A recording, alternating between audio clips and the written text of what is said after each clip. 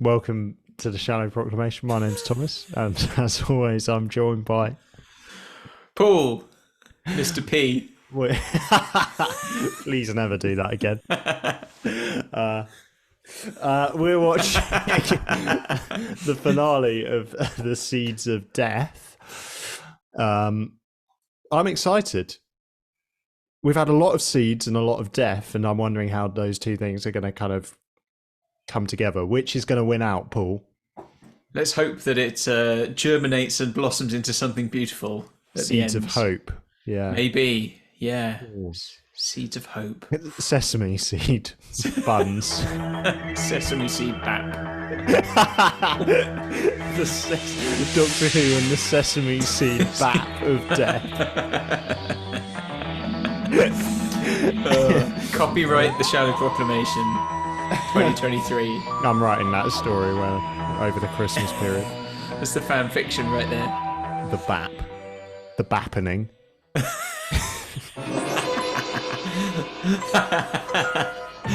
Yeah, the M. Night Shyamalan Doctor Who episode, The Bappening. Right, here we go. Yeah, so we must get now Zoe opening the door, and we get, I think this is where we must see them laughing and basically trying to knock corpse through the scene. Nice. I'm really looking forward to that, because that's basically us every episode, isn't it? Pretty much, yeah. Oh That's no! a great shot, isn't it? Yeah, yeah. It looks like so much. They're really pouring it in. That shot there looks like our frame in our videos, doesn't Yeah, it? that's true. Actually, Zoe and Jamie are just doing a reaction video. So here's an ice warrior walking over to us. Yep, great. And, I mean, that is a lot of foam, isn't it? it is. Do you reckon there are people underneath pumping the balloons up? There must be someone, yeah. With like a tube Yeah. running off set. There's someone snorkeling along, putting balloons over the top. Hey. Here we go. I think he falls, almost slips over.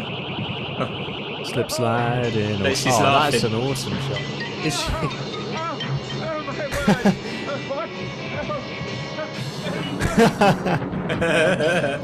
That was great.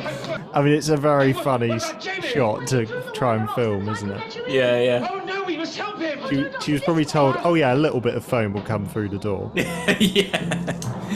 Not prepared for the amount that was going to arrive. I love that. That's a great little detail. Strike glasses, we in! Oh, nice. It's a On the nice effect door. on the door. What do we do now? Yeah, I wonder how they actually managed to achieve that. Yeah, it was like those they shots. just done it on half of the frame or something. Yeah, if anyone knows, anyone watching knows how they did that effect with the Ice Warrior blasters, let us know. I reckon those are roulette wheels. I mean, they really look like it, don't they? It does look like roulette wheels, doesn't it? Yeah. Because you got the bit in the middle, the stick, and then you've got the little dimples all the way around. Sprayed silver.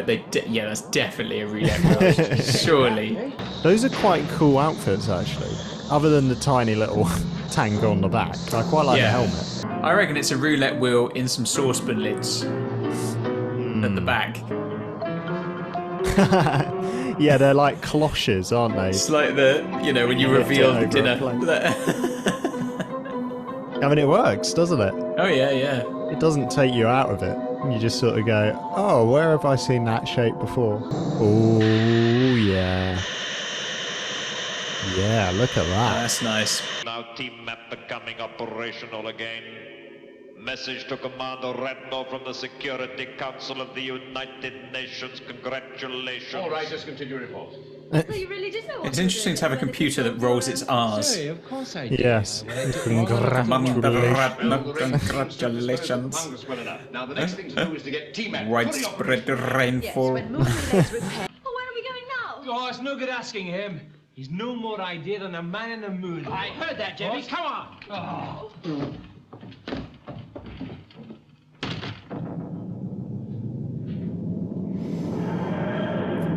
Nice. What are the odds that the others will run in now and be like, oh, no, it didn't happen. Just missed them at the end. Yeah, well, that was nicely done. Doctor going around killing the Ice Warriors, and then they kill his weapon, destroy his weapon, I should say. And then bit of help, gets by with a bit of help from his friends. Yeah, it was good fun. Interestingly, it said the Grand Marshal there was played by Graham Lehman, who was in the Macra Terror Oh, was he? as the I can't remember what he was called. You know, the face on the screen. There was the actual commander, like the old Yes. man. You know, when it cut away from the computer image and there was an old man who was scared. He was also in Fury from the Deep, the one who was in a wheelchair. Oh, yeah, yeah. Like, yeah. Oh, wow. Because I think in real life, I think it's him. I think this is the right guy, Graham Lehman. He was an actor, but I think he had limited mobility, so he often had roles where he might sit down for the whole thing, so he wouldn't necessarily play disabled roles necessarily. So I think in the original Fury from the Deep, he's not in a wheelchair, but he's basically sitting down. Whereas in the recon, in the animation, they put him in one. Anyway, that's an aside, because I've seen his name, and I know he crops up in Doctor Who at least one more time after this. Very interesting. Yeah, the thing that struck me, I mean, again, it never struck me as a kid when I watched things like this. It didn't bother me at all. It doesn't bother me now, really, but the Doctor sees the Ice Warrior and he straight away just kills it, you know, and sends the whole fleet to their deaths. Yeah, we both picked up on that, didn't we? While we were watching it, it was like, oh, okay. Yeah, whereas that the modern sensibilities of Doctor Who take a slightly different view. You don't see the Doctor doing a lot of straight killing, do you? Unless she's wiping out half the universe at once. Barely to be mentioned again. Never kill and then kills so many Daleks in one go. Yeah. But yeah, I think for me my favourite part of the episode itself is just the moment near the beginning with them coming through the doors and all the foam and when they're laughing and stuff. I know it's a sort of silly moment, but I think it's just quite fun. But also that scene is done really well. Like we said, all the effects that's going into it are working together to take something that could look just ridiculous and actually make it work quite well. So I've enjoyed it, and I thought the story overall was pretty strong. Yeah.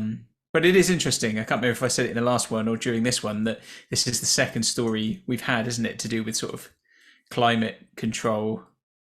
Well, no, that's not even true, is it? Because because that was like the moon base weather control. But in the enemy of the world, didn't we have sort of climate control, like earthquakes and stuff like that? Similar idea, not quite the same. Sort But of that natural disaster type thing under the earth. But yeah, no, you're right. Harnessing the elements. That's very interesting. I wonder why there's that recurring idea. I don't know what was going on. If there was something going on in the 60s at the time that made people kind of write about those kind of things at all. Yeah, because I don't know how long cloud seeding has existed for, but that's where there's a chemical you can spray out of a plane into a cloud to like prompt it to rain, I think.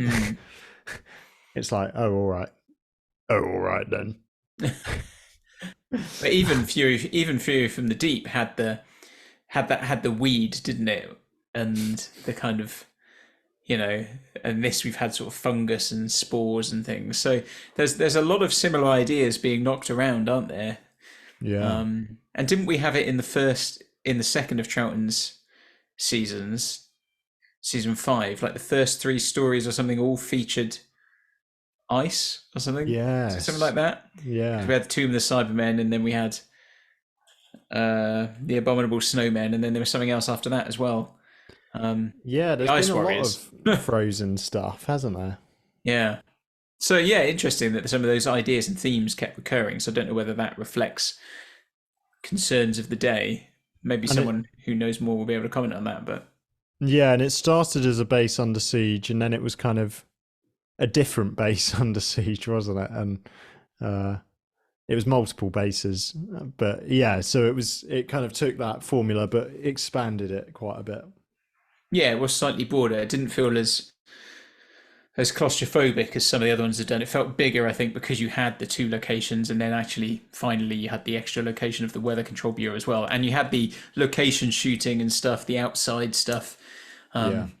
that again takes you out of that base Under Siege feel, even though there are a lot of similarities. So, yeah, positive stuff, really. Positive Very stuff. good. So we're at the end of that one now. We've only got 2 more stories, I think, before the end of the season. Wow. So isn't it? and I think that, like I say, the next story, I think we've only is the last of our recons. So we're zooming towards the end of the recons. So yeah, good stuff. Great. Anything to add? I don't think so. No. Thanks for watching, everyone. Do let us know what you thought of this episode and this story as a whole in the comments below. Do join our Discord. The link is in the description. Continue these conversations. And yeah, all the best. Thanks, Paul. Yeah, thanks, Thomas. And take care, everyone. We'll see you next time. Bye-bye. Goodbye.